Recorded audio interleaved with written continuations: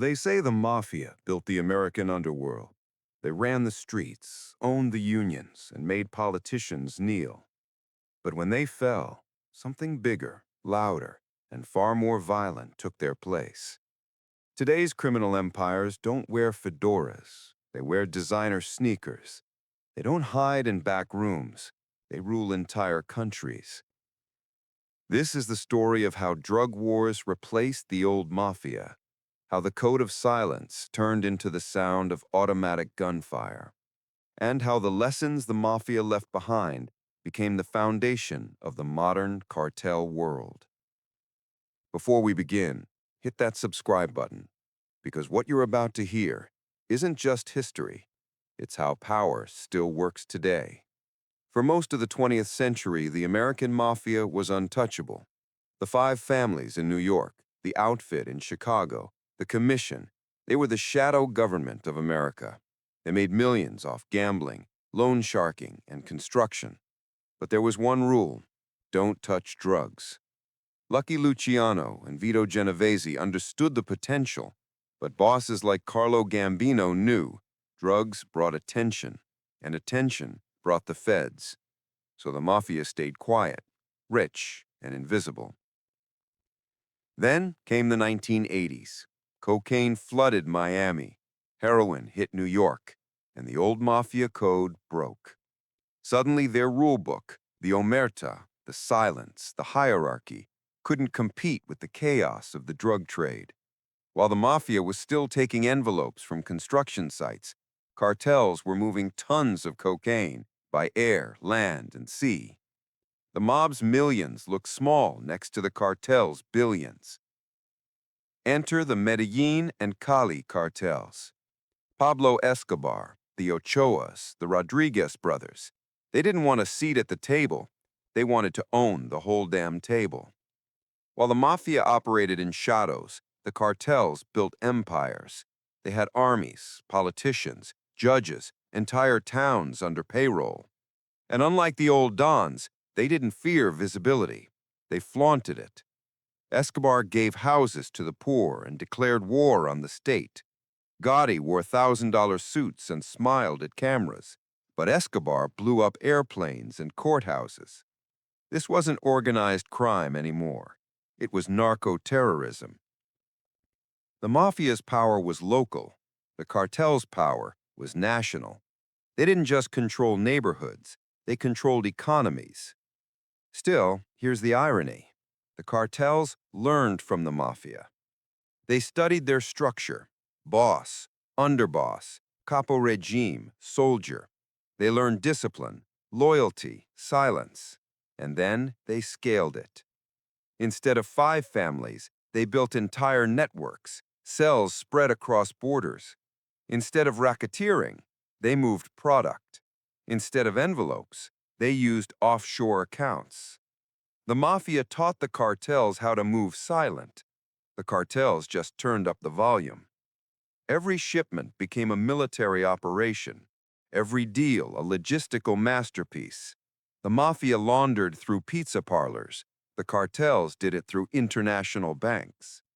And while the FBI brought down the mafia with wiretaps and RICO laws, the cartels learned to evolve faster than law enforcement could adapt. If the mafia's power came from fear of silence, the cartels came from the spectacle of violence. The mafia killed when it was necessary. The cartels killed to send a message. Bodies hanging from bridges, heads rolling through plazas, entire police forces wiped out. In the old mafia world, violence was surgical. In the new cartel world, it's theatrical. And that's why it works. Terror isn't just a weapon, it's branding. Where the mafia ruled through loyalty, the cartels rule through terror. Here's the uncomfortable truth. America helped create the modern cartel. The U.S. was the biggest market for drugs, and still is. And every dollar spent on cocaine, meth, or fentanyl feeds the same machine. When the government cracked down on the mafia, it didn't kill organized crime. It deregulated it. It opened the gates for new players with no rules, no limits, and no fear of death. And as the cartels rose, they didn't just copy the mafia's organization, they copied its politics. They bribed cops, they funded campaigns, they built legitimacy through money. They are, in every sense, the new mafia, only global. After Escobar's fall, Mexico became the new power base. The Sinaloa cartel, the Zetas, the Jalisco New Generation. These weren't street gangs, they were paramilitary corporations. Each cartel operated like a multinational brand. They diversified into oil theft, human trafficking, and cybercrime. They had internal hierarchies, codes, and PR strategies. Sound familiar? That's because the DNA traces back to the mafia. But while the mafia feared the camera, the cartels learned to control it. They turned violence into propaganda, music into marketing, and fear into fame. The old mafia's era was built on silence. The cartel era thrives on exposure. The mafia once saw itself as a shadow aristocracy. Rules, respect, honor, family. Even their killings followed a logic. The cartels? No such thing. They grew up in a world where governments were corrupt, poverty was brutal, and law was optional. Violence became not just a tool, but a culture. In Mexico, Colombia, and beyond, children grow up idolizing narcos the way the Bronx once idolized gangsters. The gun replaced the fedora, the pickup truck replaced the Cadillac, and the code of omerta became the hashtag of the week. The old mafia wanted invisibility. The cartels want immortality. By the 1990s, something strange happened. The remnants of the American Mafia started working with the cartels. The Gambinos, the Genovese, they used their old smuggling routes, their union connections, their financial frontmen. The cartels supplied the product. The Mafia handled the logistics. The silent world met the loud one. And for a while, both profited. But as cartels grew stronger, they didn't need the old dons anymore. The student had surpassed the teacher. And the Mafia, once the masters of American crime, became subcontractors in a global operation they no longer controlled. Today, the Mafia barely resembles its old self. No more Gotti-style flamboyance, no more neighborhood loyalty. They've gone corporate, investing in real estate, healthcare, and cryptocurrency.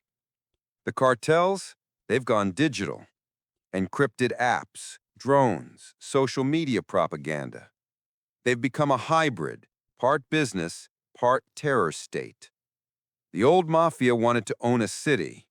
The new cartels want to own a continent. And yet, both share one truth. No matter how the world changes, money still moves through the same shadows. The mafia walked so the cartels could run. They taught them structure, discipline, strategy, and corruption. But in teaching them how to move in silence, they unleashed something louder than they ever imagined.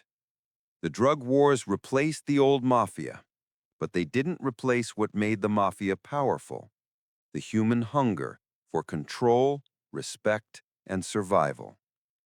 In the end, every generation of organized crime tells the same story.